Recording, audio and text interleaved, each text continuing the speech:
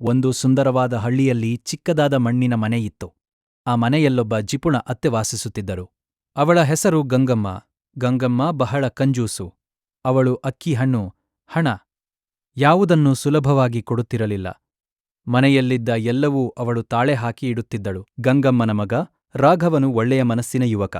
ಒಂದು ದಿನ ಅವನು ಹತ್ತಿರದ ಹಳ್ಳಿಯ ಸೌಮ್ಯ ಮತ್ತು ದಯಾಳು ಹುಡುಗಿ ಲಕ್ಷ್ಮಿಯನ್ನು ಮದುವೆಯಾಗಿ ಮನೆಗೆ ಕರೆತಂದನು. ಲಕ್ಷ್ಮಿ ತುಂಬಾ ಸಿಹಿ ಸ್ವಭಾವದವಳು. ಅವಳು ಎಲ್ಲರಿಗೂ ಸಹಾಯ ಮಾಡುವ ಗುಣ ಹೊಂದಿದ್ದಳು. ಆದರೆ ಗಂಗಮ್ಮಗೆ ಲಕ್ಷ್ಮಿ ಇಷ್ಟವಾಗಲಿಲ್ಲ ಎಂದು ಅವಳು ಯಾವಾಗಲೂ ಅನುಮಾನಿಸುತ್ತಿದ್ದಳು. ಒಂದು ಬೆಳಿಗ್ಗೆ ಲಕ್ಷ್ಮಿ ಅಡಿಗೆ ಮನೆಯಲ್ಲಿ ಊಟ ಮಾಡುತ್ತಿದ್ದಳು. ಆಗ ಮನೆಯ ಹೊರಗೆ ಒಂದು ಹಸಿದ ವೃದ್ಧೆ ಬಂದಳು. ಮಗಳೇ, ಸ್ವಲ್ಪ ಅನ್ನ ಕೊಡುತ್ತೀಯಾ? ನನಗೆ ಬಹಳ ಹಸಿವು ಎಂದು ವೃದ್ಧೆ ಕೇಳಿದಳು. ಲಕ್ಷ್ಮಿಗೆ ಕರುಣೆ ಬಂತು. ಅವಳು ಸ್ವಲ್ಪ ಅನ್ನ ಮತ್ತು ಬೇಳೆ ನೀಡಿ ವೃದ್ಧೆಗೆ ಕೊಟ್ಟಳು.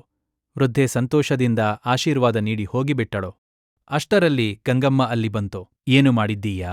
ನಮ್ಮ ಮನೆಯ ಅನ್ನವನ್ನು ಯಾರಿಗಾದರೂ ಕೊಡುತ್ತೀಯಾ ಎಂದು ಕೋಪದಿಂದ ಕೇಳಿದಳು. ಲಕ್ಷ್ಮಿ ಶಾಂತವಾಗಿ ಹೇಳಿದಳು. ಅವಳು ತುಂಬಾ ಹಸಿದಿದ್ದಳು ಅತ್ತೆ. ಸ್ವಲ್ಪ ಅನ್ನ ಕೊಟ್ಟರೆ ಏನೂ ಆಗಲ್ಲ. ಗಂಗಮ್ಮ ಇನ್ನೂ ಕೋಪಗೊಂಡಳು.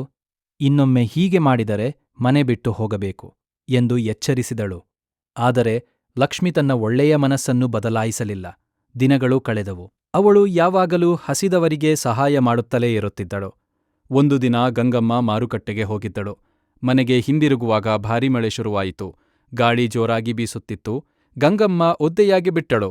ಅವಳು ದಾರಿ ತಪ್ಪಿ ಕಾಡಿನ ಮಧ್ಯೆ ಸಿಲುಕಿಕೊಂಡಳು. ಆಗ ಅಲ್ಲಿ ಒಂದು ಚಿಕ್ಕ ಗುಡಿಸಲು ಕಂಡಿತು.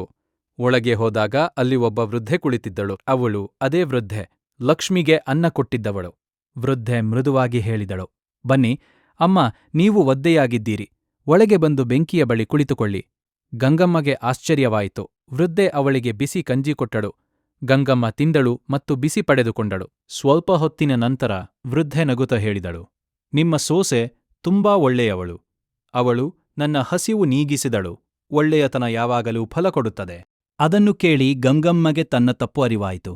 ಅವಳು ಯೋಚಿಸಿದಳು, ನಾನು ಎಷ್ಟು ಕಂಜೂಸು, ಆದರೆ ಲಕ್ಷ್ಮಿ ಎಷ್ಟು ದಯಾಳು. ಮಳೆ ನಿಂತ ನಂತರ ಗಂಗಮ್ಮ ಮನೆಗೆ ಮರಳಿದಳು. ಮನೆಗೆ ಬಂದಾಗ ಲಕ್ಷ್ಮಿ ಆತಂಕದಿಂದ ಕಾಯುತ್ತಿದ್ದಳು. ಅತ್ತೆ, ನೀವು ಒದ್ದೆಯಾಗಿದ್ದೀರಾ? ನಾನು ಬಿಸಿ ಊಟ ಮಾಡಿದ್ದೇನೆ ಎಂದು ಹೇಳಿ ಅವಳಿಗೆ ಊಟ ಕೊಟ್ಟಳು. ಆ ಕ್ಷಣದಲ್ಲಿ ಗಂಗಮ್ಮನ ಕಣ್ಣು ನೀರಾಯಿತು. ಲಕ್ಷ್ಮಿ, ನನ್ನನ್ನು ಕ್ಷಮಿಸು, ನಾನು ನಿನ್ನನ್ನು ತಪ್ಪಾಗಿ ಅರ್ಥ ಮಾಡಿಕೊಂಡೆ ಎಂದು ಅವಳು ಹೇಳಿದಳು. ಆ ದಿನದಿಂದ ಗಂಗಮ್ಮ ಬದಲಾಗಲು ಪ್ರಾರಂಭಿಸಿದಳು. ಅವಳು ಮನೆ ಬಾಗಿಲಲ್ಲಿ ಹಸಿದವರಿಗೆ ಅನ್ನ ನೀಡಲು ಆರಂಭಿಸಿದಳು. ಹಳ್ಳಿಯ ಜನರು ಆಶ್ಚರ್ಯಪಟ್ಟರು. ಗಂಗಮ್ಮ ಇಷ್ಟು ಬದಲಾಗಿದೆಯೇ ಎಂದು ಎಲ್ಲರೂ ಹೇಳಿದರು.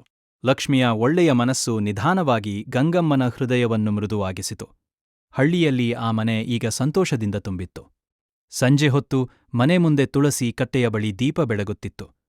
ಗಂಗಮ್ಮ ಮತ್ತು ಲಕ್ಷ್ಮಿ ಇಬ್ಬರೂ ಒಟ್ಟಿಗೆ ಕೂತು ಹಳ್ಳಿಯ ಮಕ್ಕಳಿಗೆ ಕಥೆ ಹೇಳುತ್ತಿದ್ದರು. ಆ ಕಥೆ ಯಾವಾಗಲೂ ಒಂದೇ ಸಂದೇಶವನ್ನು ಹೇಳುತ್ತಿತ್ತು.